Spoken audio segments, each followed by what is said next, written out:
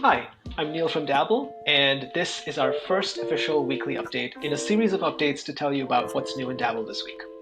So if you've already tried Dabble, this is everything that's changed in the app since you first tried Dabble. And if you haven't tried it yet, check out the onboarding video below that will tell you everything that you need to know to get started. So we launched Dabble about 2 months ago. And since then, we've had a ton of incredible feedback from all of you that tried the very first version of Dabble. So we're so thankful because we definitely couldn't have done it without your help. So this video is going to be in a couple of parts. We'll start with what's new in the app and then take a look at what's new in the Chrome extension. So getting started with the app, I'm on my Dabble account right now. So I'll jump into one of my mood boards.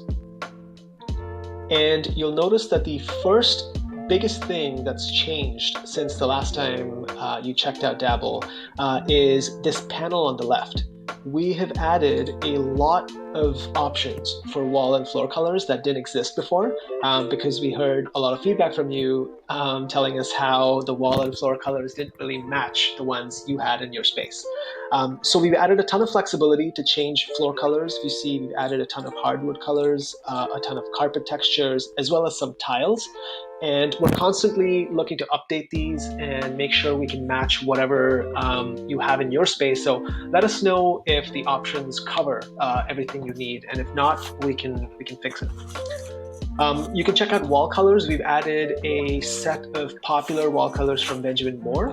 And if you don't like any of the colors that we've shortlisted here, you also have the option to go in and put in any hex code for a color that you like. So for example, I'm on this generic website with a color picker called htmlcolorcodes.com, and I can pick any color I want, sort of pick the hex code here. It's actually a 6-digit hexadecimal code that I can go in and paste in here, and it's going to change the wall color to that color. So you can choose from either the custom colors that we've picked out or a completely custom color that you pick. A couple of other things that we've added in are layering options. So if you look at this chair and this coffee table, the chair is behind the coffee table. And initially, there wasn't any way to control the depth of these layers. But if you wanted to, say, override the automatic depth and bring the chair in front, you can click on over here to this menu bar and just say to front, and that will get the chair in front of the coffee table and lets you, just gives you a lot more flexibility. So let's take a look at the Chrome extension. I'm on a Wayfair product page, and when I click on the Dabble icon, you'll notice that some products on Wayfair or other sites don't really have a nice, clean picture that you can pick to remove the background easily. So you'll notice that sometimes the background removal doesn't work quite well. I'll pick an example like this one. Assume this is the only picture you have. When I click on next and you see that the remove background fails, until now there was no way to actually fix that. But what we've done now is we've added this little pencil icon, and if you click on it, you'll be able to, number one, reset the image to original. Number two, crop it. So click on crop and form a sort of a tight crop around the actual image you want to capture and click crop. And once you've cropped it, if you click on clear background again, for the most part, you'll find that it works a lot better. And now you can save this one, and you've got that going.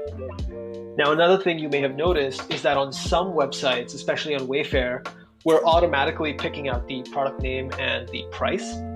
Now, this isn't something that works on every website. We're gradually adding support for websites as we go along. But if you're on a site like CB2 or Anthropology or any other websites that we don't support yet, you'll have to manually enter the product name and the price. And it's a totally optional feature. It's just for your own record. But we're gradually going to be adding support, and Wayfair is one of the first ones we added because we noticed that most people, at least use Wayfair once. And that's what's new in Dabble this week. Next week, we're adding some features to make sure that the Chrome extension doesn't cover the price on most websites. And we're also adding more vendor support for automatic price and name capture from other vendors we don't support yet. And also, on the Dabble app, we're going to add the feature to let you switch between mood boards quickly on this left panel so that you can do things like compare two different versions of the same living room to try and figure out which combination of products best matches your style. One thing I do want to mention is we love the feedback we've been getting from you guys. We've created a Facebook group called Interior Design Dabblers, where you can ask questions and get them answered very quickly, or just share feedback or designs that you've created. We're always on that group and we'd love to talk to you there. So please head on over to that group, join it, and share your thoughts so we can keep making Dabble better for everyone. Thank you so much, and I'll see you in the next update.